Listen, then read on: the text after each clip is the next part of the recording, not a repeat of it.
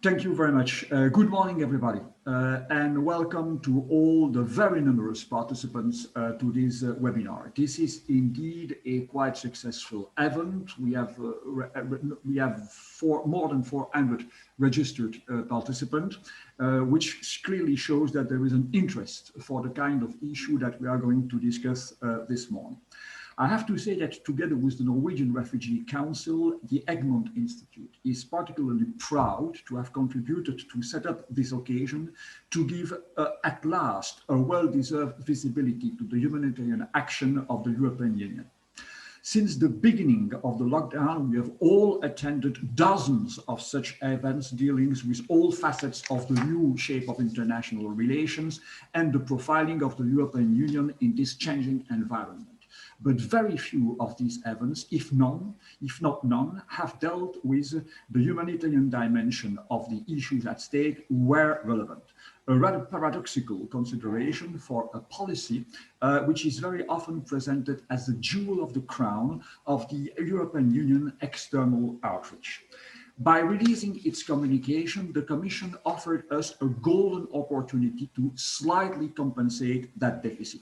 And we are very thankful to Commissioner Lenarcic for having found a moment in his incredibly busy agenda to join us this morning. After all, Commissioner Lenarcic, you must be on the ball of everything which goes wrong in the world, any place, anytime. So we are therefore very lucky to have you with us, and also to have with us two other panelists who will help us to have a 360-degree overview of what is at stake, even if for first preliminary and somewhat sketchy ways as usual for an event which is meant to last a little bit more than 1 hour. Jan Egeland is nowadays a lead representative of the non-governmental province of the humanitarian ecosystem, but he held also a key humanitarian position in the United Nations. We welcome also the participation of Michèle Rivasi, a prominent member of the DEVE Committee of the European Parliament. The Commission is indeed crystal clear about the challenges around humanitarian needs financing, and besides its assessment of the policy proposals of the Commission, the Parliament has also a key role to play as a branch of the budgetary authority. I will refrain from dwelling on the background of this communication. It is eloquently elaborated in the paper itself. And I assume that Commissioner Lenarcic will amply elaborate on the conclusions he drew from his assessment of the humanitarian landscape as it stands today. Let me just share with you two initial comments. This is a Commission's communication, and it was presented jointly by Commissioner Lenarcic and the HRBP. So it reflects clearly a joined-up series of commitments of all relevant stakeholders within the EU institutions, well in line with the global strategy and the call for a geopolitical commission of President von der Leyen. But as reflected as in the list of key actions complementing the communication, the ball falls also squarely in the course of member states, and our panelists might have views on the way to engage with them. Second, I was positively surprised by the title, which refers to humanitarian action and not humanitarian aid anymore. What is in a word? We might hear more about this during our conversation, but my instinct is that it reflects changes in the right direction. But it's high time now to turn to the substance with the no classical housekeeping remarks. This event is public, will be recorded, and it will be accessible today, close of business, on the Egmont's YouTube channel. Interpretation will be provided from French to English. You can have access to interpretation by clicking to the interpretation icon at the bottom of your screen and switch to the English channel. You are warmly invited to contribute actively by asking questions through the chat box. Don't wait for the end of the initial exchange of view to enter your questions. Be short and to the point so that the moderator, my humble self, is able to grasp rapidly what is at stake and possibly to bundle them. You might also wish to indicate to whom your question is addressed. Last but not least, I will be joined by Ole Solvang, Director of Partnership and Policy of the Norwegian Refugee Council, who will provide some concluding remarks at the end of our exchange of views. Let me now turn to Commissioner Lenarcic. Commissioner, humanitarian aid is facing a combination of unprecedented old and new challenges, which are creating an increasingly complex operating environment. Why did the Commission feel the need to adopt a new communication, and what is the Commission's vision for the future of humanitarian action?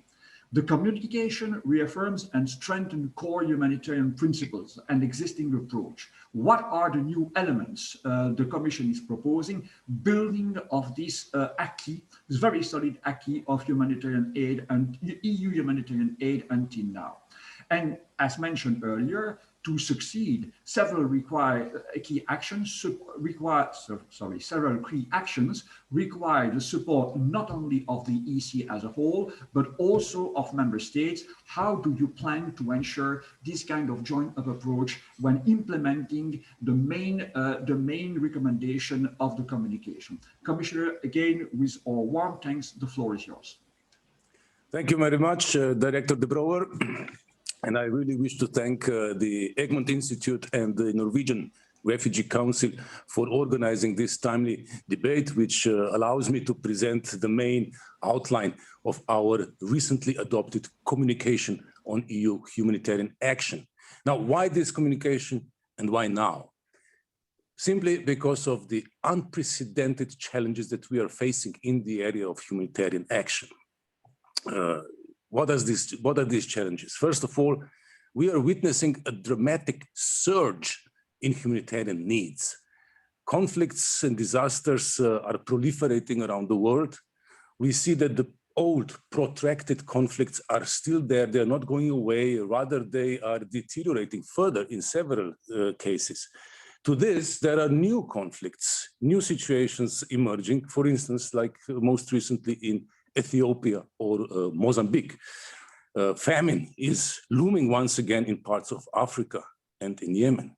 And the ongoing COVID pandemic has only added to all this and exacerbated the situations.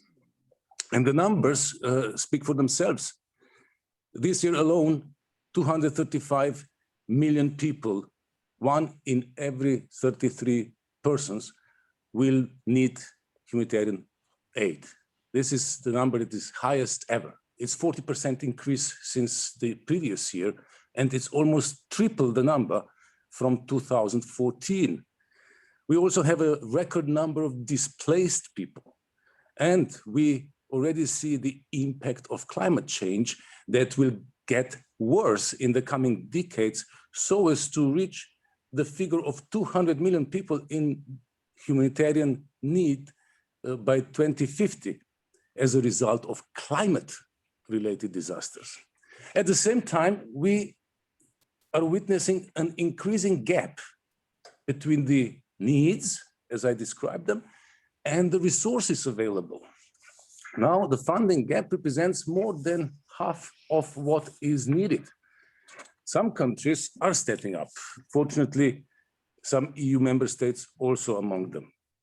But the donor base remains extremely narrow. The top 10 donors globally account for more than 80% of humanitarian funding. And even within the EU, the overwhelming bulk, 90% of humanitarian funding is provided by the Commission and only 4 member states. 4 states. Third, we are witnessing increasing erosion of respect for international humanitarian law and consequently the growing impediments to humanitarian aid access. On a daily basis, we witness basic norms of humanitarian principles being challenged as rarely before. And this makes the delivery of humanitarian aid more difficult and more dangerous. There are deliberate attacks against civilians, against humanitarian workers, against civilian infrastructure, including hospitals and schools.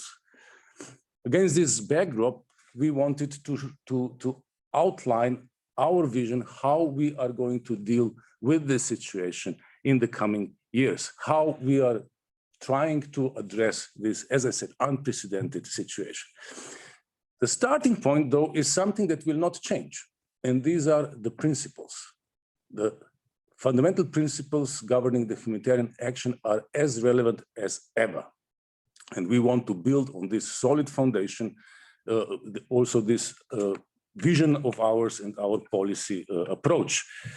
Also, we continue to rely on the European consensus on humanitarian aid, as well as on the EU humanitarian aid regulation, because we believe these are a solid basis for our work. But there will have to be new ideas, new approaches, and changes in the way we work if we want to address this situation. And there are 5 key messages that I want to send in this respect. First, there is a clear need to increase the resource base, which, as I said, is far too narrow. We intend to have an honest conversation on sharing the responsibility with member states, with other donors within the European Union, as well as globally. We need more donors, both within the EU and globally. And we will work in that direction. We will also look into the possibility to engage with private sector. However, we will be very cautious in this respect in order to ensure that the fundamental principles are respected and that the humanitarian aid does not become a private commercial opportunity for anyone. This should be very clear. Second, the resources that we have need to be used more effectively, more efficiently. They need to be used better. We are looking into various ways of doing this, including by expanding flexible funding modalities, by stepping up the support to local responders, and other things that are already there in the grand bargain from 2016. And we take our commitments from that grand bargain very seriously. However, as hopefully everyone will agree, the grand bargain is a two-way street. While we, on one hand, are prepared to go further in the area of flexible funding, multi-annual programming, multi-annual funding, and things like that, localization, we at the same time expect to see better accountability, enhanced transparency on the impact of our funding, and last but not least, increased visibility for the donor. That's important because our work, our ability to raise funds depends on strong public support of what we are doing. And we should also think out of the box in terms of what kind of resources we can tap into and what capacities we can develop in case they are needed. And here we are thinking about developing so-called European humanitarian response capacity, meaning to mobilize direct humanitarian response capacity to address gaps whenever they occur. They did occur, for instance, last year when international air travel was brought to a standstill. And there was difficulty in transporting humanitarian supplies and humanitarian workers in many places around the world. The European Commission reacted quickly, developed the so-called European Union humanitarian air bridge, and helped deliver humanitarian aid and humanitarian personnel in many places around the world. Third, we want to establish a better enabling environment for humanitarian aid. As I said, violations of international humanitarian law are on the rise, and that's why we have to push back. And we want to place the international humanitarian law at the heart of European Union's external action. This includes strengthening the compliance network as part of all our European external instruments in order to better leverage our political and economic weight of the European Union to promote the compliance with international humanitarian law. We also want to strengthen coordination among the many tools that we have at our disposal. We want to strengthen the monitoring of the IHL violations, and we want to strengthen our European Union humanitarian diplomacy. We want to promote a more systematic listing of individuals and entities responsible for IHL violations in our sanctions regimes. We also want to include consistently humanitarian exceptions into our European Union sanctions regimes. So these are the ways, in our view, for propping up the international humanitarian law, which is increasingly being challenged in a number of armed conflicts around the world. Fourth, as we all know, the humanitarian aid alone cannot solve conflicts.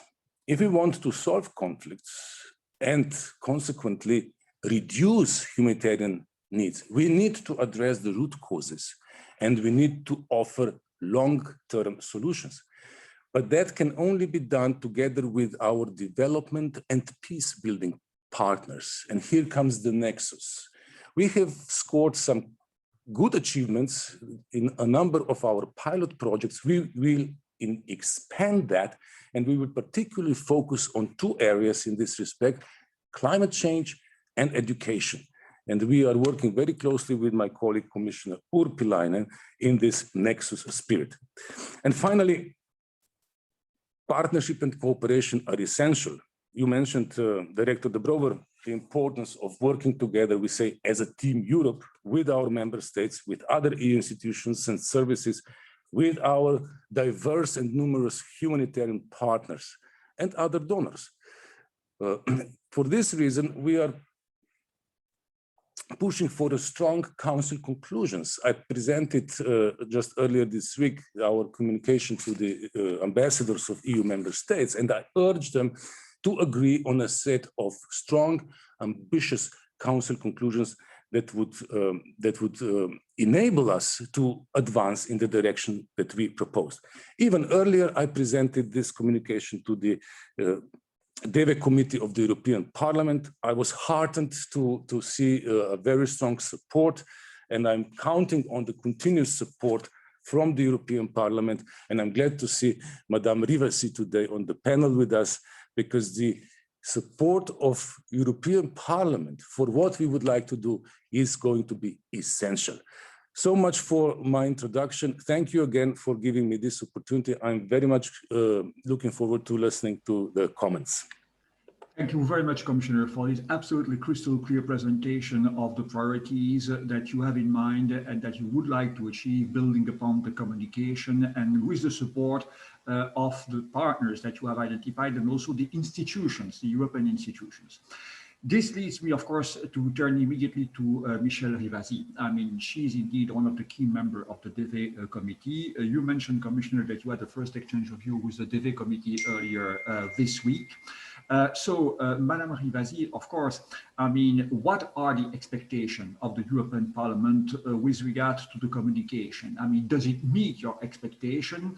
Do you think that after this first exchange of view, there could be indeed a fairly high level of support within the DEVE Committee of the European Parliament for the communication? What are, amongst the priorities that were so clearly listed by Commissioner Lenarcic, what are, according to you, the most important one? I mean, and where, I mean, what should deserve to be treated as a priority? And of course, indeed, I mentioned that earlier. I mean, the European Parliament is a branch of the budgetary authority. It has played in the past, and it can play today and in the future a key role with regards to humanitarian financing. There are some new ideas, and Commissioner Lenarcic hinted at them, which are, I mean, in a way sketched in the Commission communication. What would be the views of the European Parliament with regard to these ideas? Je rappelle aux participants qu'ils peuvent donc actionner la fonction interprétation du français vers l'anglais. Madame Rivasi, je vous cède la parole. Et encore merci d'être parmi nous. Merci et bonjour à toutes et à tous. Merci, monsieur le commissaire Lenarcic, d'être là. Alors, ce que je voulais vous dire, c'est que la communication sur l'aide humanitaire a été faite le 13 avril, donc vous voyez, c'était cette semaine, et elle a été bien accueillie au sein du Parlement européen. Vous savez que le Parlement européen accorde une importance très forte à cette aide humanitaire. Alors, grosso modo, les députés européens ont souligné les mêmes enjeux que le souligne à l'heure actuelle le commissaire. Alors, la situation s'est complexifiée par aussi la crise de la pandémie du Covid-19 qui, d'une part, exacerbe les besoins humanitaires. Ça pose aussi des problèmes sur l'acheminement aussi de l'aide humanitaire et en même temps, comme l'a précisé le commissaire, on a une diminution aussi des fonds des donateurs vu qu'ils sont en pleine crise économique et sociale due au Covid. Alors, quels sont les points positifs que les parlementaires ont soulevés dans le cadre de cette nouvelle communication? D'une part, premier point positif, la communication s'attaque aux impacts du changement climatique en mettant l'action sur le soutien à l'adaptation au climat et à la résilience environnementale et en adoptant l'objectif de 30% pour le climat également dans l'aide humanitaire. Donc ça, c'est important parce que d'une part, la crise du Covid, elle ne doit pas nous faire oublier que la crise climatique continue d'exacerber les besoins humanitaires, à la fois directement par l'augmentation du nombre de catastrophes liées au temps et au climat, et par les impacts secondaires qui sont justement le manque de récolte, l'insécurité alimentaire et les conflits pour l'utilisation des ressources. Donc, de nombreuses personnes sont directement touchées par la pandémie et les catastrophes d'origine climatique en même temps, et ce sont toujours les personnes les plus pauvres et les plus à risque du monde qui sont les premières et les plus durement touchées. Alors, deuxième chose, les députés ont salué l'engagement en faveur d'une approche fondée sur des principes d'humanité, de neutralité, d'impartialité et d'indépendance de l'action humanitaire qui reste au cœur de l'action humanitaire. Et nous nous réjouissons d'ailleurs l'engagement de l'Union européenne à renforcer son rôle dans le respect du droit international humanitaire. Quelques mots quand même sur cette nouvelle approche Nexus, qui fait le lien entre l'humanitaire, le développement et la paix. On ne voudrait pas que cette approche Nexus instrumentalise en fait l'aide humanitaire. Le document de la Commission utilise un langage qui appelle à une action conjointe et cohérente sur les 3 axes du Nexus, ce qui suppose que la promotion des principes humanitaires et du droit humanitaire international ne sera pas forcément prédominante pour l'action humanitaire, mais pourrait être mise de côté par les objectifs fixés par l'agenda de l'Union européenne. Je vais vous prendre un exemple concret. Regardez ce qui se passe au Nigeria. L'aide humanitaire est de facto subordonnée aux objectifs du gouvernement en matière de lutte contre le terrorisme. Cela implique que l'aide humanitaire perd sa capacité à être délivrée de manière impartiale à la population qui est piégée de l'autre côté du conflit. On a le même problème au Sahel, où la promotion du triple Nexus subordonne l'aide humanitaire à des priorités politiques plus larges qui peuvent être la sécurité ou la lutte contre le terrorisme. Donc, attention, les approches Nexus doivent respecter les principes humanitaires et préserver le modus operandi, il ne faut absolument pas que l'aide humanitaire soit subordonnée aux objectifs de paix et de sécurité. Alors, les députés ont apprécié aussi que l'Union européenne continue d'approuver le développement et l'adoption de solutions innovantes pour fournir une aide plus directe et efficace en promouvant l'aide en espèces qu'on appelle les cash transferts. Moi-même, quand je suis allée en Éthiopie, j'ai pu le vérifier sur le terrain et ces transferts monétaires sont reconnus à l'heure actuelle comme le moyen le plus efficace de fournir une aide aux personnes touchées par des conflits ou des catastrophes. Et c'est notamment ce qu'indique notre dernière étude DV sur le sujet. Alors, les points à améliorer. Il y en a plusieurs. D'abord, la dimension genre. Alors, on sait que la question du genre est présentée comme un principe certain de l'aide humanitaire, mais pas comme un besoin croissant à prendre en compte. Or, quand on voit le rôle prépondérant des femmes en tant que victimes de conflits ou de catastrophes, des éléments plus concrets, que ce soit les dépenses spécifiques, les programmes, le suivi et l'évaluation des activités liées au genre, étaient attendus de cette communication. Deuxième manque, c'est la santé. Quand on voit la pandémie actuelle, ça a des conséquences très importantes sur le plan humanitaire et la santé publique, et elle met à rude épreuve les systèmes de santé à tous les niveaux. Donc ça, il faut vraiment y donner une attention très importante. Sécurité alimentaire, c'est totalement absent du document. Or, cet aspect est crucial dans un contexte de conflit et dans le contexte sanitaire actuel et devrait être correctement couvert et mis en évidence dans l'action de l'Union européenne. Alors, sur la participation du secteur privé, M. Brouwer, là-dessus, on est un peu inquiet. Pourquoi? Parce qu'il y a vraiment un risque de considérer l'aide humanitaire comme une marchandise et donc de pénaliser les personnes dans le besoin dans les territoires à haut risque, que ce soit les zones les plus reculées, en faveur du volume. Pourquoi? Parce que dans le but d'ouvrir de nouveaux marchés et de créer des initiatives et des acteurs à but lucratif, le secteur privé a le potentiel d'instrumentaliser l'aide et d'éroder les principes humanitaires et la nature éthique du travail humanitaire. Je m'interroge également sur le conflit d'intérêts, car les entrepreneurs privés intègrent encore mal les bonnes pratiques, les codes et les normes du secteur humanitaire, que ce soit la participation, que ce soit l'inclusion.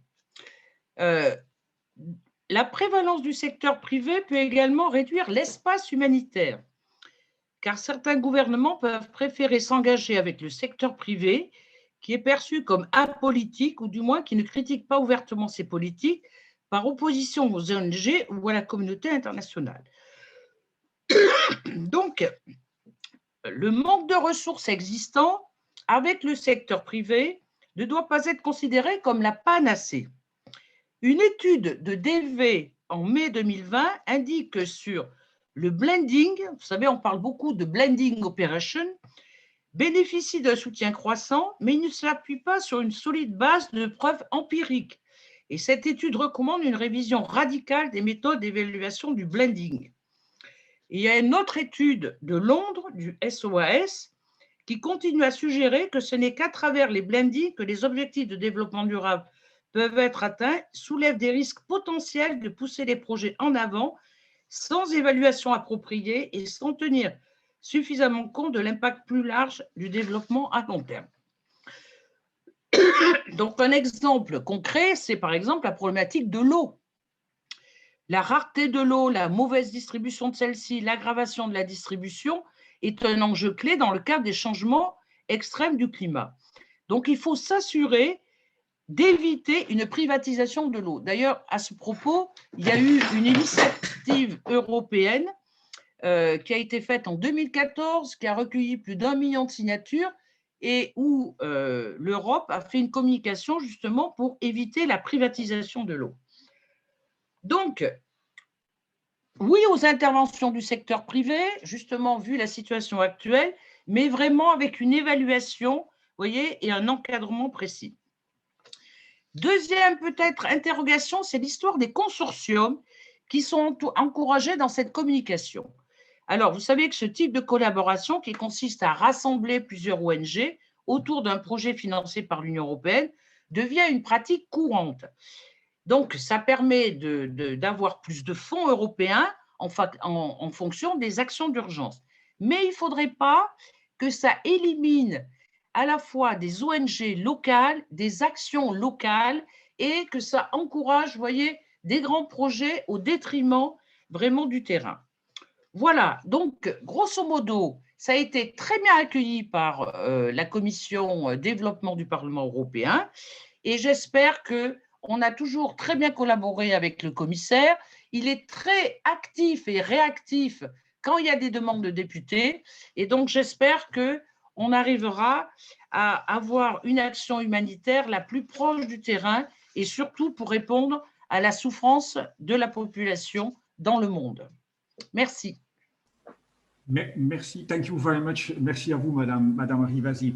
I have already a couple of questions in the chat box, but with your permission, and I'm addressing now the audience, after having given the floor to Jan Egeland, I will go back to Commissioner Lenarcic, because, I mean, you have made a series of we have put, Madame Rivasi, a series of very clear questions. I mean, you have sent a series of very clear messages, and I'm sure that the Commissioner would be keen to answer this concern once we have heard Jan, and also maybe also to answer Jan's concerns.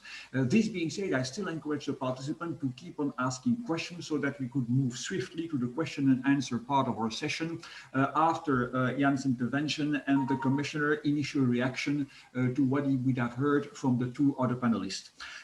Jan, once again, thanks you very much, and thanks to the Norwegian Refugee Council for hosting this event together with the Egmont Institute. Now, the questions are addressed to you are very obvious. What are your perspectives on the new communication? Does it match your expectation? What are the humanitarian challenges that, according to your experience, should be treated as a matter of priority following up this communication and following up the presentation made by the Commissioner and Madame Rivasi, but also maybe in a negative way, are there challenges which are not properly tackled in the communication and which should deserve more attention from the EU institutions and member states in the future? Jan, the floor is yours. Thank you very much indeed, Jean-Louis. It's good to see you again. Now as an academic, we know your fantastic work through ECHO over the years. Many thanks to the Commissioner and to Member of Parliament Rivasi. I was listening intently, and I was very glad to hear you both reaffirm what is our expectations of the European Union to go from being a leading actor for humanitarian principles, for protection, for proximity to the people in need, to, as we hope to be perhaps in the future, not a leading actor, but the leading actor in these areas. Many member states have issues now, both with their role, their resources, their funding, and their political line of action. Now, I'd like to go straight into three areas where we do indeed hope for action. Indeed, I should premise this. I mean, it's called a communication. I mean, I wish it was called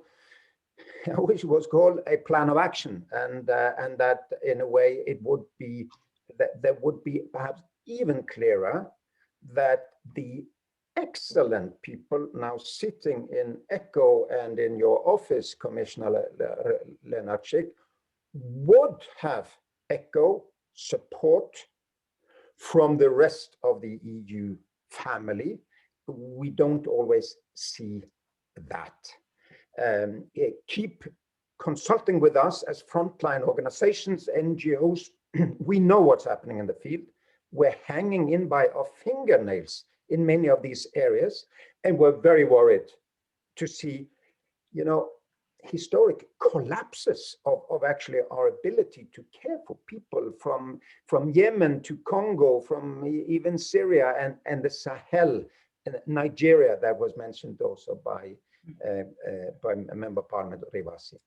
So first point, further the efficiency of the scarce resources we have for humanitarian affairs is essential. There is a grand bargain. It was welcomed by donors and humanitarians. There was action. It has to some extent stalled. We will, as humanitarian actors, still push, and we need the leadership of the European Union in making these ambitions realities. What are the ambitions? Can we get down the paper mill where we have virtually thousands of humanitarians sitting, writing reports, parallel audits, parallel, going through incredible compliance regimes, etc., which are impossible for local organizations to ever be able to reach. We're not active in Switzerland. I mean, we're in the Congo, we're in Yemen, we're in Syria, we're in northern Nigeria. It has to be realistic what is expected of us. EU is a helper in making money more flexible, more long-term, perhaps less pilots now. So there is, for example, one pilot after the other on programmatic partnerships, which is really the way of doing partnerships flexible. Why more pilots? Why not do it? Now we have projects launched from NRC on behalf of other NGOs. We call them money where it counts, and it's one of the issues where we have a lot to support. Secondly, convince the rest of the EU, the development side, the political side, the legal side, the diplomats, the security side, to follow the principles of the communication. Let me mention here, and you mentioned that, Commissioner, as well, the counter-terrorism legislation, sanctions regimes are really a problem for us at the moment. The humanitarian exemptions have to be there also for the development actors, for all of those who we are dealing with. We're getting slowly, very slowly, more funding from the development sector in humanitarian settings. Still, national and other actors ask us to vet beneficiaries. We cannot vet beneficiaries. I mean, meaning asking political questions of their affiliation or running their names. I mean, the widow with 5 children should not, as we were recently asked now in Iraq, to run against EU and UN sanctions list, which includes the name by Saddam Hussein, by the way. It is ridiculous. It doesn't have anything to do with a principled humanitarian work. We need to end it. De-risking is happening massively. Banks go bananas when there is a sanctions regimes. For 1 year, we couldn't transfer EU money to our work in Iran for Afghan refugees because there was no bank who was willing to interpret the rules so that we could get the money. Finally, humanitarian diplomacy. We need the European Union, which is the Commission and the member states, the Parliament as well, to really be there courageously, real-time, proactively, when we are now facing enormous problems. Let me give the example of Tigray. The massacres in Tigray happened by Eritrean soldiers and by ethnic militias in November and December.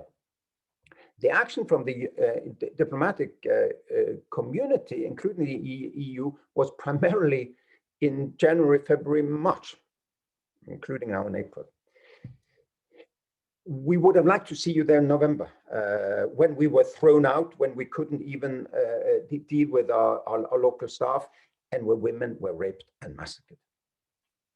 In Nigeria at the moment, we're being hunted down by armed groups. The government is not able to provide security at all. Donors are not able to provide security. We're losing contact with millions because our NRC compounds, ACF compounds, torched to the ground, and they go house by house to try to find our staff and to kill them. These are the realities now in northern Nigeria. I fear also elsewhere soon in the Sahel. Final point. Talk to Moscow, Tehran, Ankara, Beijing, Riyadh. We need to have more active humanitarian diplomacy with many of those who are the most influential in Syria and Yemen and elsewhere. It's not actually the EU or even the EU member states who are the most active people on the ground, but you have influence. Talk to those who have influence. We need to see more diplomacy. In Syria, we're still having a stalemate where the same positions are recited in the last I saw in the last donor 10-year anniversary donor meeting. Same positions are recited by EU member states as they would be by the Russians, by the Syrian government, by Iran and others. We need to break the stalemate. But all in all, a fantastic communication. We look forward to work with you to make it a reality. Thank you very much, Jan, and thank you very much also to Madame Rivasi, because actually in your comments you already, matched a series of concerns which are now expressed in the numerous questions that are landing in the chat box. So it's all the more a reason, Commissioner, to give you immediately back the floor, because I'm quite sure that when answering the remarks of both Michèle Rivasi and Jan Egeland, you will also meet a series of expectations from our audience. The floor is yours, Commissioner. Thank you very much, and I really thank the members of this panel for very valid points. Madame Rivasi raised a number of extremely relevant points and concerns in order to allow for a as wide discussion as possible. I'll go very quickly through some of them. On Nexus, I very much agree. We need to avoid instrumentalization of humanitarian aid when we work together with our development and peace-building partners. That's the reason why we put the principles in the title of our communication, in the introduction of our communication, and in the first part of our communication, stating clearly this is something that does not and will not change in our approach to the future. Principles remain the same, and we'll insist on them, and they will govern our action throughout the humanitarian landscape, including when we join our effort with development and peace-building actors. So these principles are something that are not going to be sacrificed for the Nexus or within the Nexus process. On the contrary, we believe that we can combine our principled humanitarian action with the activities of our development and peace-building players without letting humanitarian action to be instrumentalized. On gender, I take this point very seriously. And as you can see in our communication, we referred to the EU Gender Action Plan among the principles. Gender equality is among the fundamental principles for us in our humanitarian action. That's where we placed it in this communication. The Commission recently adopted the new EU Gender Action Plan. We placed it right there. And in addition, we highlighted some of the specific areas of our concern where we will pay greater attention also in the future, like sexual and gender-based violence and the girls' access to education. These are specifically mentioned in this, but the overall emphasis on gender is there, placed squarely among the fundamental principles that are to continue to govern our humanitarian action. On health and food security, I take very much these points raised by Madame Rivasi, but let me explain. The ambition of this communication was not to list or to list in any exhaustive manner all the individual sectors of our humanitarian action. That was not the intention of this or the purpose of this communication. The fact is that food security, health, including as part of the water, sanitation, and health health services are the mainstay of our humanitarian action. That does not change, not at all.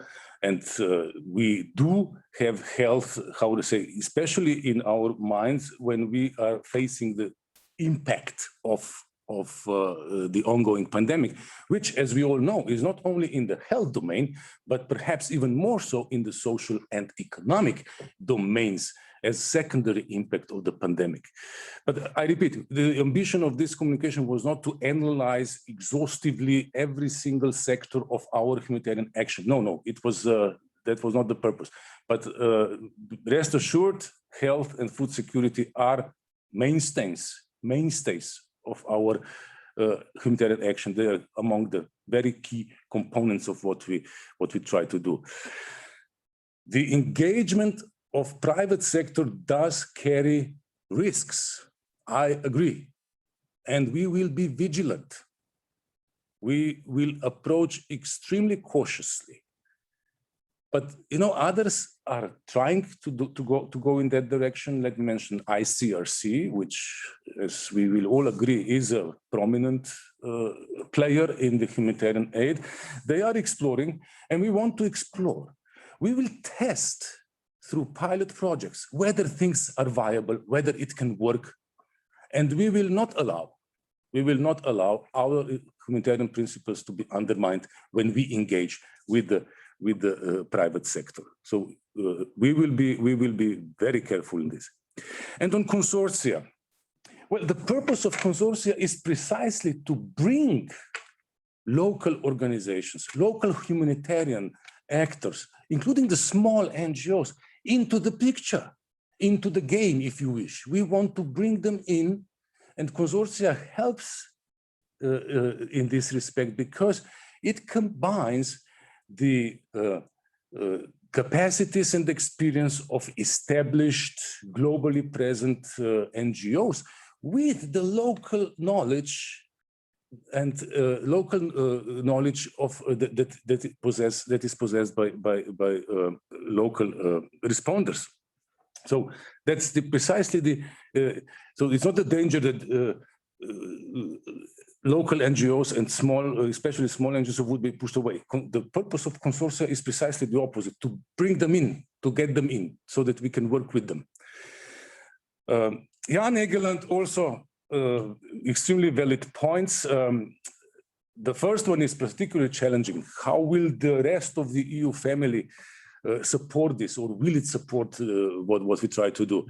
First of all, I'm very pleased that the Commission as a whole is behind this communication. This is the communication by the European Commission, meaning all the Commission's services, its components, all the colleagues commissioners are behind this. This is our joint communication. We are in this together as a whole commission. This is not only a communication by a humanitarian commissioner, it is the communication by the Commission as a whole. Second, it will be extremely important to have European Parliament on our side. The initial presentation earlier this week, it was the first actually, my first formal presentation was to the European Parliament, to the DEVE committee. And as I said, I was encouraged by the initial reactions, and I do hope that perhaps members of the European Parliament would agree to adopt a resolution maybe. I think that would be extremely helpful because it would send a very strong political signal out there to European citizens and beyond that this communication, this ambition that we try to achieve has the support of the elected representatives of the European people. So I hope this could be done. And then perhaps the most difficult part is the EU member states. We are working very closely with the Portuguese presidency. Portuguese presidency has a firm, solid ambition to reach consensus on ambitious council conclusions.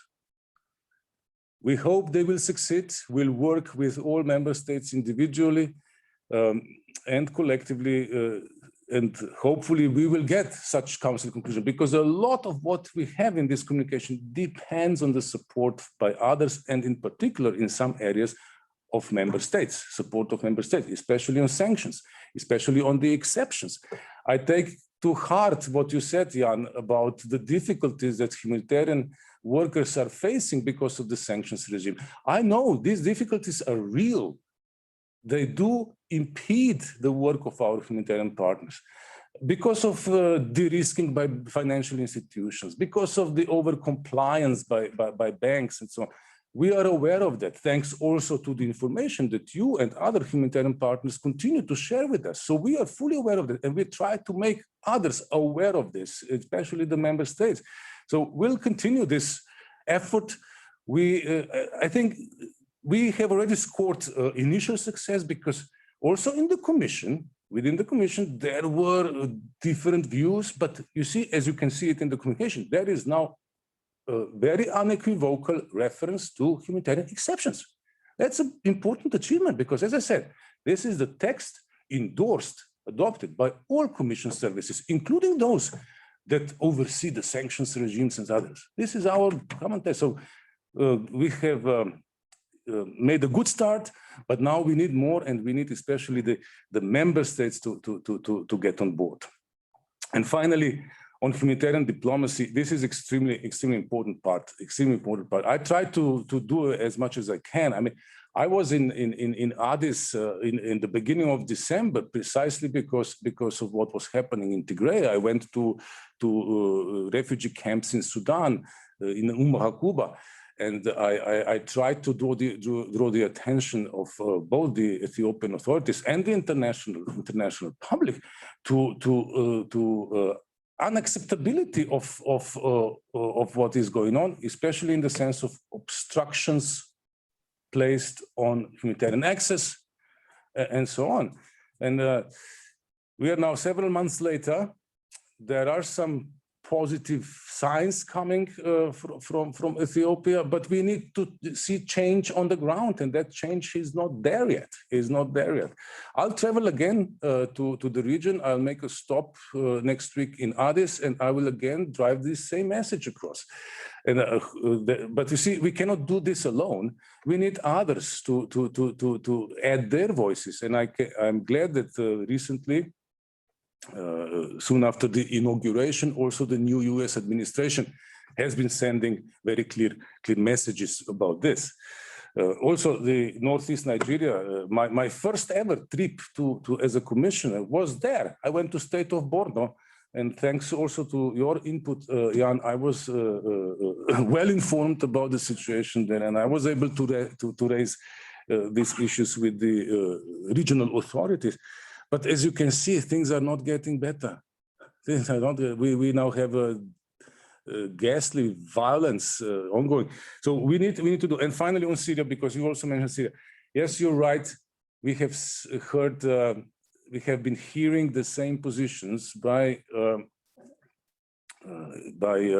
UN member states for 10 years now. But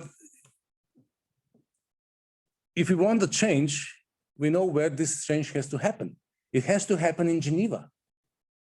There has to be progress in the political process under the UN auspices in Geneva. And we know who is obstructing that. We know who is obstructing. We know who continues to put dilatory proposals, who is maneuvering so that nothing happens. This has to stop. This has to stop. The European Union is ready to get in and help with reconstruction of Syria once the political process in Geneva is well underway. And this is a clear message to those who are obstructing this process that they should stop doing so. Thank you. Thank you very much, Commissioner. You indeed already covered a lot of ground in your answers that were to be found in the question listed in the chat box. That's now the moment where, as a moderator, I'm entering into a minefield because I will not be able to take all questions. That's absolutely impossible. And again, I would appreciate if all our panelists were able to have a look at them afterwards and answer to those who would not have been, sufficiently dealt with during the 15 minutes or so which remain. And I definitely want also to give some space to Ole Zolvang to draw the concluding remarks of this meeting.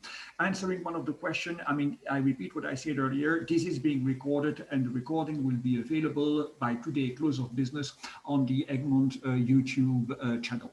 I will start with a question which deals with, I would say, the global approach, the big picture, i.e. you referred yourself, Commissioner, in your introduction to the Grand Bargain. The Grand Bargain was itself connected with the World Humanitarian Summit. I have questions more or less going in the same direction from Claude Sorensen and Peter Burgess. I mean, neither the World Humanitarian Summit nor the Grand Bargain actually delivered a lot. I mean, there is still, that differences, I quote Klaus Sorensen, historic mandates and finances are pulling the agencies apart, UN agencies. Each agency is fighting for the other slice of the cake and local actors are not empowered. And indeed, this resonates with the other question related to, I mean, the little which came out of the WHS and the Grand Bargain commitment, and which is about localization. I mean, you referred yourself, Commissioner, to localization, to the consortium as a way to promote localization. So, okay, do you think that this is the best way to go in that direction?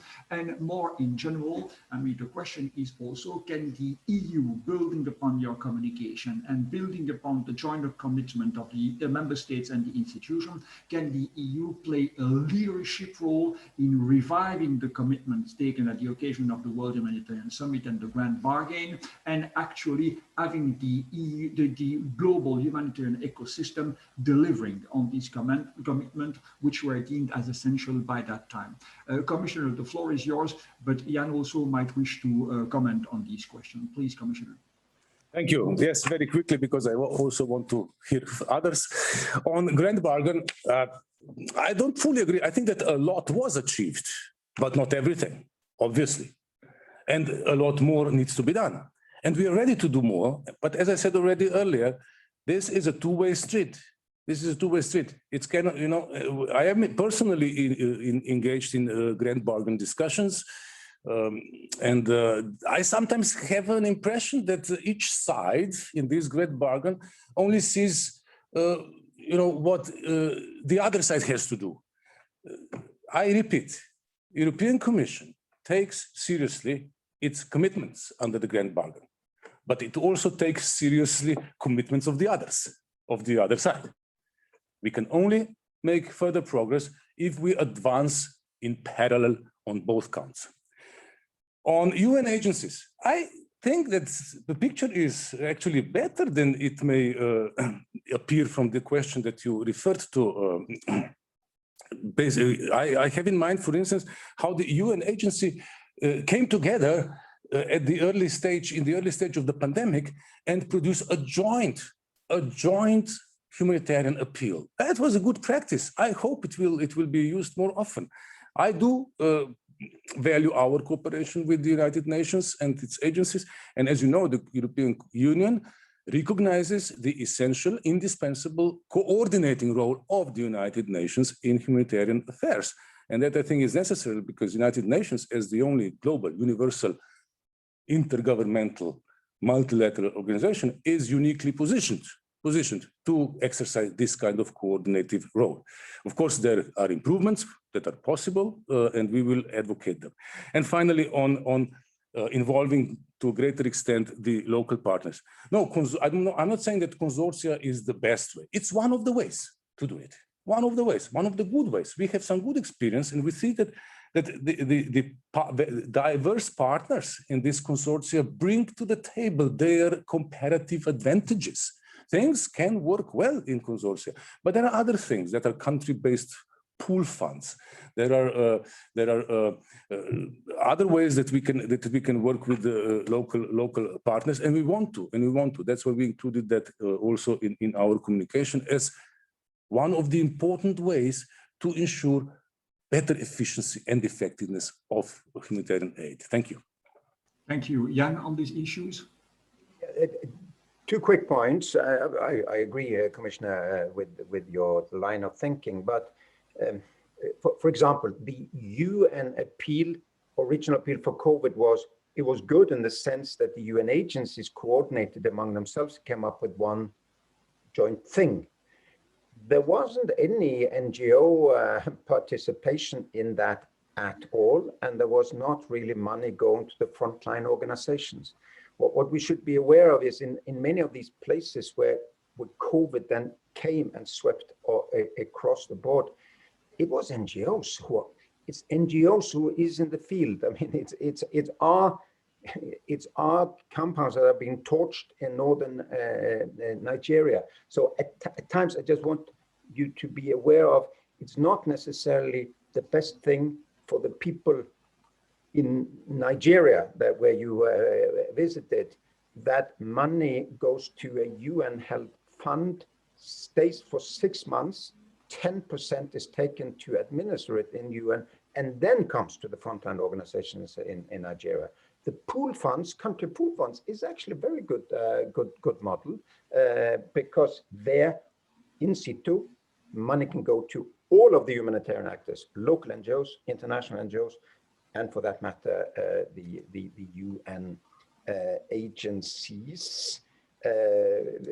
And on the grand bargain, I think one of the main priorities now should be to look at how all of these tremendous compliance regimes and zero tolerance regimes against anything happening is keeping local actors away. Because at NRC, we can invest in lots of controllers, lots of compliance people. We have many people full-time on preventing sexual exploitation and abuse and so on. It's not so easy for the local organization in Nigeria or whatever to comply with everything. Let's look at that together. We need to serve people at the front lines, really, not even the auditors in the European Union. I never thought I would dream to see this set on education. Maybe more flexible funding and maybe more long-term. Thank you very much. Thank you very much, Jan. I mean, still a problem of mute and mute. I would now turn precisely to questions related to the financing of humanitarian aid, and therefore maybe put them to both Commissioner Lenarcic and Madame Rivasi. I mean, Madame Rivasi, you said that one of the highlights of the communication, according to the Parliament, at least the first exchange of view, was the priority given to climate change and the indication of a target dedicated to climate change-related intervention. The question is, how is it achievable? Because of course, I mean, humanitarian aid as such is unconditional. I mean, it reaches the most vulnerable, whatever the conditions are of the vulnerability. So how to combine that with the commitment to meet a 30% target? Another question has also to do with the way the money is spent. I mean, it's about predictability and flexibility that was referred to earlier. There is a new tool which has been implemented and tested by the Commission, and it is the Programmatic Partnership. I mean, what is your assessment, Commissioner Lenarcic, but also the Parliament as a budgetary authority of this new approach, Programmatic Partnership? I mean, do you already draw conclusion of the first pilots which were launched? And quoting Jan earlier, are you now ready and willing to move to action? And would this Parliament support that move towards more long-term predictable funding of privileged partners, which is the philosophy of this PPP? So maybe Commissioner Lenarcic first and Madame Rivasi afterwards. Thank you. Yes, let me just say on this issue of UN agencies and NGOs. As you may know, European Union, European Commission allocates more than 40%, almost half of all its humanitarian funding to NGOs. And I think this speaks for itself. We value the role that NGOs play. But I have to repeat again, we need also a coordination, and the UN is uniquely positioned to exercise this coordinating role. And also it has certain strong points with regard to capacity. Just consider World Food Programme, and its capacity, including logistical capacity, to respond quickly to crisis. So we cannot neglect that. I think that we should make an effort to work better together, but all of us, the donors, the NGOs, the UN agency, and the like. I'm committed to work in that direction with all our partners. And I do agree that compliance frameworks, compliance requirements are a great burden for our partners. I understand that, I know that, and but it is necessary. I'll explain why it is necessary. It is necessary because this is a tool. These compliance requirements are not to make so-called bureaucrats in Brussels happy. No. The so-called bureaucrats in Brussels would be happier if they didn't need to do this. Believe me. The purpose of these compliance requirements is to ensure accountability, is to ensure transparency of how funds are being spent. And we owe this to our budget authorities, European Parliament, the member states, and above all, to European taxpayers who are providing these funds. And without strong transparency and accountability measures, there is an increased risk of misuse of funding, of diversion of funding, of fraud. And it takes very little for a huge scandal to break out. And if we don't have safeguards in place, and safeguards are in place thanks to compliance requirements, if these safeguards are not in place, you increase the risk of such unacceptable practices, of misuse of funding and so on. And then you have a big scandal. And when you have a big scandal, the people will turn away. We will lose the support of European citizens who now support EU humanitarian action. Over 90% of them, over 90% of them. These are important things. But as I said, I understand that this is a burden, and that's why a special part of our activity, targeting in particular local responder, is to support their capacity building. We have specific programs in place to support their capacity building, so that to lessen this burden, which is a burden. I agree. It is a burden. It's difficult to carry, but there is a reason why this is so. And finally, on programmatic partnership, our experience with programmatic partnerships that we have in place, about 4 of them, is positive. Is fairly positive, and we intend to expand on this. We intend to expand on this because, and I repeat this, we take our grand bargain commitment seriously. We want to make further progress on flexibility, on simplification, on multi-annual planning. There are, of course, constraints. For instance, there is a very simple fact that EU budget is an annual budget. But we can work, I'm not saying around this, but we can work with this, and we can do some multi-annual planning and programming, and through gentlemen agreements and things like that. There are ways to do it, and we are looking into that, or upfront payments that then can be stretched over a couple of years. We'll find ways. We'll find ways to meet our grand bargain commitments, and we expect others also to work on their part of the commitments which are there. Thank you.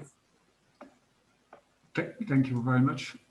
Madam Rivasi, do you wish to add anything also concerning these questions, and including the one concerning the 30% target on climate change related issue? Yeah. Yes, it's a good question because... N'oubliez pas qu'il y a une interprétation, madame. Oui. Si on dit que 30% dans l'aide humanitaire sera consacré à la lutte contre le réchauffement climatique, c'est vrai que nous, on est en demande un peu de quelles actions l'humanitaire veut faire dans ce cadre-là, parce qu'on n'a pas des actions précises. Et moi, j'en avais plusieurs à proposer. D'abord, ça serait qu'ils aient des outils météorologiques qui leur permettent d'anticiper, voyez, les problématiques, parce qu'ils ont très peu d'outils météorologiques pour anticiper ça. Donc ça pourrait être une action.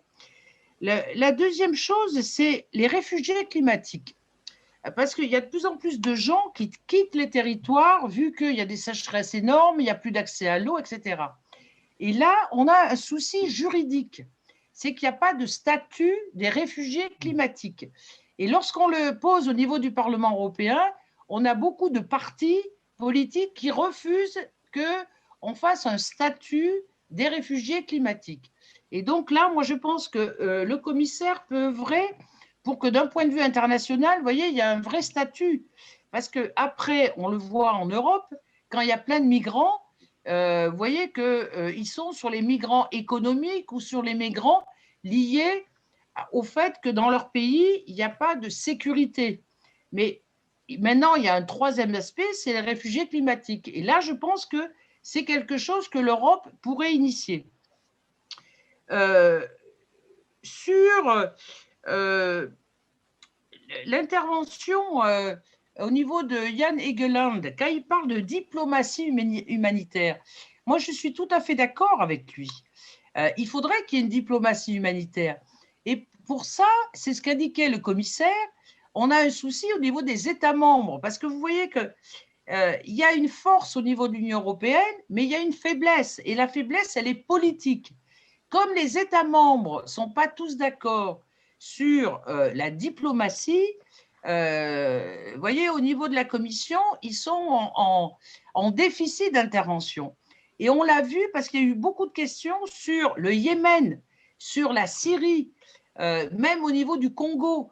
Vous voyez qu'il y a le Tigré, parce que dans le Tigré, il y a énormément de camps de réfugiés, et on voit qu'à l'heure actuelle, avec ce qu'on dit sur le terrorisme, eh bien, ça a tendance à bloquer les actions humanitaires dans ces pays-là. Vous voyez que l'aide humanitaire en ce moment, elle est coincée parce que c'est comme si elle ne pouvait plus intervenir alors qu'avant, elle pouvait intervenir. Vous voyez, avec les valeurs de l'aide humanitaire sur la neutralité, sur le fait que c'est apolitique et qu'on aide les gens. À l'heure actuelle, avec les lois qui sont passées sur la lutte antiterrorisme, eh bien, l'aide humanitaire, elle est énormément coincée pour pouvoir intervenir. Donc, ça veut dire que dans plein de pays, on ne va plus pouvoir intervenir parce qu'on met ça en avant. Donc, sur le climat, les 30%, moi, si j'ai une question à poser au commissaire, c'est quelles sont les actions concrètes, comment ils vont évaluer ça? Comment, dans l'aide humanitaire, ils vont évaluer qu'il y ait 30% qui soient accordés à la résilience vis-à-vis du réchauffement climatique? Ça, c'est une vraie question. Et puis, dernière chose que je voulais vous dire pour les petites ONG. Moi, je vais beaucoup en Afrique et souvent, les ONG qui interviennent, c'est des ONG européennes, c'est des grosses ONG qui participent à des consortiums, ce qui est très bien parce qu'il y a des gros projets, mais souvent, je trouve que dû à la bureaucratie que ça demande, on n'aide plus les associations locales. Alors, on veut les intégrer là-dessus, mais elles n'ont pas la pratique. Et donc, je trouve que la délégation des unions européennes dans chaque pays devrait être beaucoup plus attentive à ça. Parce que souvent, c'est le concret, mais vraiment sur les territoires, qui peut permettre vraiment une amélioration de la vie des gens.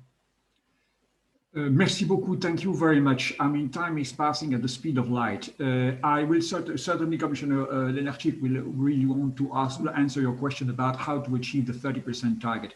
But let me just sum up, I mean, what I see now in the chat box. There are a lot of questions concerning three types of issues. I mean, two of them have already been dealt with, and you might further elaborate about that, and that's the consequence of the sanction regime on one end, and the localization on the other end. I mean, there are apparently very mixed views and feelings amongst the audience about what has been achieved or what could be done with regard to localization. There is a last set of issues which come time and again in questions, including in one I just got now from Oxfam, and it's about the the implementation of the nexus. And I really would like the three panelists to spend the last minutes before I turn to Ole to draw the conclusion on the issue of nexus. First thing, I mean, what is the Commission's fair assessment of the 6 pilot case which has been implemented until now? You referred to that, Commissioner, earlier. I mean, is the Commission's view that, okay, they were successful, and where do you think that further action would be needed? The second type of concern is elaborating about the comments that you made, Madame Rivasi, in your initial intervention about, okay, the risk of subordinating humanitarian principles and objectives to other ones when implementing the nexus. But at the same time, other participants, and that you see that there are diverging opinions, are of the view that, on the contrary, the inclusion of peace building in the nexus is of the essence, and that it should be done in a much more coherent way, in a documented way. It has to do with, I mean, the overall needs assessment that has to be performed by 3 types of actors, and that therefore the so-called conflict-sensitive approaches must be much more sophisticated than they have been until now. So I will now turn to the 3 of you, I mean, Commissioner Lenarcic, Jan Egeland, and Madame Rivasi, on that last set of issues which are nexus related, but while also, Commissioner, allowing you to answer, if I may, to the question put by Madame Rivasi on how to achieve the 30% climate change related target, which is advertised in the communication. So, Commissioner, the floor is yours. Then I would turn to Madame Rivasi and then to Jan Egeland before passing the floor to Ole Solvan, please. Thank you. On the climate funding, we will use the so-called climate change marker, which is used for EU funding generally, and there is an established methodology to calculate that. Mind you, we will use that voluntarily, and precisely because of the overarching need for us to act in accordance with the humanitarian principles. But we believe it can be done because what counts towards the so-called 30% climate funding is, for instance, the following. It's building resilience to climate change. And a lot of what we do in the humanitarian field increases resilience, whatever we do on food security, on WASH, especially health. These are all things that contribute to resilience to climate change. The next contribution that would also count to this 30% is disaster risk reduction or anticipatory funding for response to climate change. You know, much of what the climate change is bringing and will bring in the future is known, is quite clear. We know what will be happening with the rising sea levels, with this and that. So we can anticipate a lot, and this allows us to mobilize anticipatory funding. And this is a more effective use of limited funds than just responding to a disaster once it happens. On the nexus, our evaluation of the pilot projects is more or less positive. There are differences. In some places, it has worked better than the others, but overall, we have a positive experience with this. We also have some good operational nexus projects in other places, not only in those places where we have these 6 pilot countries. And you know, I understand all these discussions, you know, about the role of the peace-building player, but what I think we should not lose out of sight is very simply the following. As I said in my introduction, humanitarian aid alone will not solve a crisis. It will alleviate the suffering, which is necessary, which is urgent, which we need to do and continue to do as long as there is the need for that. But we need to work with our development partners, and we need to work with our peace-building partners in order to look into the root causes, the reasons why we are dealing with the crisis, and to address them by offering a mid and long-term solutions, so that we don't stay there forever and provide emergency assistance via humanitarian aid. That's the whole philosophy of Nexus, and that's how we should go about it, having this all the time before our eyes. Thank you. Thank you very much, Commissioner. Madame Rivasi. Oui. Sur les critères de résilience, vous voyez que c'est quand même très important d'aborder l'alimentation. Parce que, vous voyez, en Afrique, par exemple, il y a de plus en plus de gros projets qu'on appelle Alliance pour l'alimentation et qui va regrouper des grosses entreprises de l'agrobusiness. Et on voit bien que si on veut répondre au changement climatique, il va falloir répondre localement, vous voyez, par rapport à des semences locales, par rapport à une agroécologie. Et très souvent, le modèle de la Commission, c'est toujours des modèles de business. Et ça, moi, je suis d'accord pour qu'on mette des critères. Mais à ce moment-là, on change un peu de modèle et ce n'est pas ces gros modèles que poussent un peu les lobbies agroalimentaires qui vont répondre aux problèmes. De même, l'eau, pourquoi on insiste énormément sur l'eau? Et c'est pour ça que les partenariats privés sur l'eau, nous, on est assez critiques parce qu'on s'aperçoit que l'histoire a montré qu'il y a une privatisation de l'eau qui est importante aussi par des gros lobbies, dont de gros lobbies français d'ailleurs. Donc, moi, je pense qu'il faut que la Commission élabore des critères qui sont en fonction de la spécificité des États. Pour Nexus, je vais donner un peu ma position. Moi, j'ai très peur que la partie humanitaire, en fait, elle soit un peu subordonnée aux objectifs de paix et de sécurité.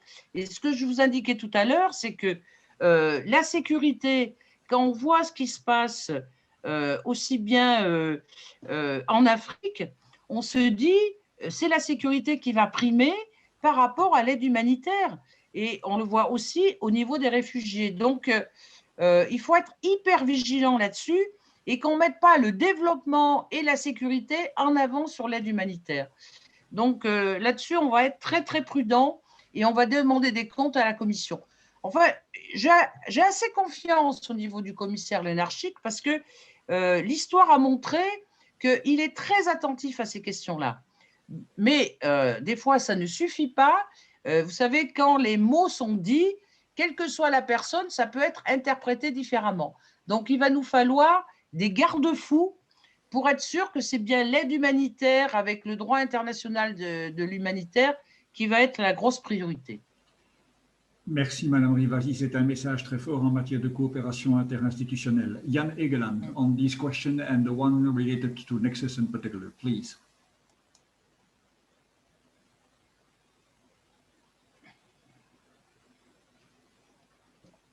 There we go. Let me first say that, of course, compliance-wise, we are 100% agreeing that there should be zero tolerance against corruption and all of these things. Corruption is stealing from people, from people starving, really. We have zero tolerance. It's the compliance regimes that lead to taxpayer money being used on duplicative, unnecessary, excessive, control mechanisms. Give an example. We were audited 60 times in 5 years in Jordan by parallel European and other, donors. They could read each other as audits. Too many double reporting, too many double financial reporting, and all of those things. So that's the kind of compliance regimes that steal money from taxpayers and steal money from hungry people. And we're working well with the EU to make it simpler. On the Nexus, I mean, number one, it's going too slow. If I had a penny for every seminar that we have discussed Nexus, I would be so rich I could feed, Yemen. It's too slow, really. And we need, especially international financial institutions, to finally give to the frontline operators the funding we need. And number two, Nexus should also mean that we're not expected to do the work of the development in other sectors in places like Yemen.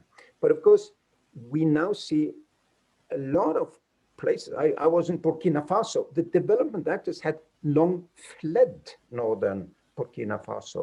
We need to take over the work.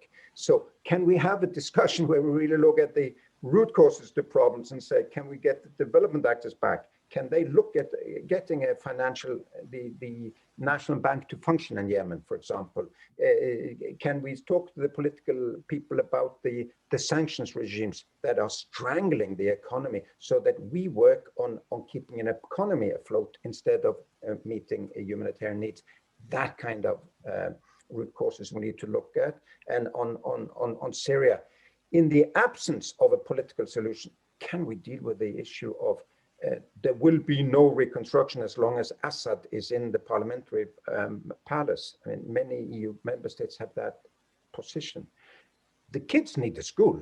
I mean, these were bombed asunder. I mean, and these were opposition communities where they were bombed, really. And we cannot, you know, rebuild their schools because there are positions saying we need to have progress in Geneva. I know that's not the position of the humanitarian arm and you, Janez, but it is of your member states. So on this, we look forward to partnership. We look forward to implement the community and make the communication into a plan of action together. So again, a very positive signal. Thanks a lot, Jan. I mean, we are way beyond the time limit that we had set ourselves, and that we are still a very large audience with us, which means that definitely these issues are of the essence and that we should come back time and again about it. Also for the purpose of making you, Jan, even richer, attending other workshops and seminars about this. Now, the time has come for me to turn to my colleague Ole Solvang from the Norwegian Refugee Council to ask him, okay, he has been very quietly listening to this discussion. He has seen, as I did, the questions in the chat box. What kind of conclusions in a few minutes can he draw from this exchange of view? All of the floor is yours. Thank you very much, Jean-Louis.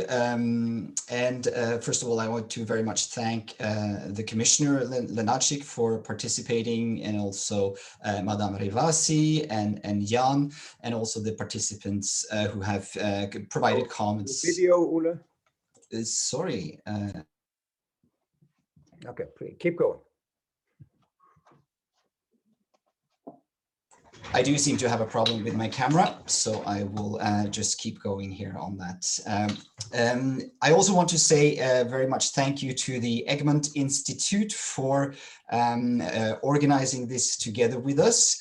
And sometimes I think we use the word, it has been a rich discussion to describe a discussion that is difficult to sum up. But this discussion has indeed both been rich and so well structured and moderated, Jean-Louis, that I feel that it is appropriate. And I will try to sum it up with 3 observations. One is that this is a good document from the EU.